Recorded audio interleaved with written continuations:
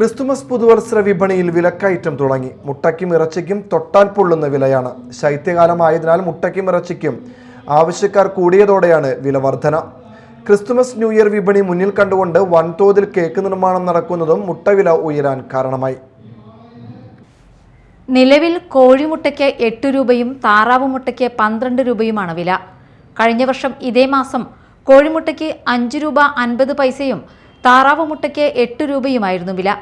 Christmas new year വിപണി മുന്നിൽ കണ്ടുകൊണ്ട് വൻതോതിൽ കേക്ക് നിർമ്മാണം നടക്കുന്നതും മുട്ടവില ഉയരാൻ കാരണമായി. പൗൾട്രി മേഖലയിൽ ഒരു വർഷത്തെ പ്രതീക്ഷയുടെ തുടക്കമാണ് ക്രിസ്മസ് പുതുവത്സര സീസൺ. ഡിസംബർ ജനുവരി മാസത്തെ കച്ചവടത്തിൽ നിന്നാണ് ഉൽപാദന ചിലവിനേക്കാൾ കൂടുതൽ തുക കിട്ടുന്നത്. എന്നാൽ കഴിഞ്ഞ വർഷത്തെ പക്ഷിപ്പനിയും അതേ തുടർന്നുണ്ടായ നിരോധനവും കോഴി താറാവ് മേഖലയിൽ വലിയ പ്രതിസന്ധി സൃഷ്ടിച്ചു.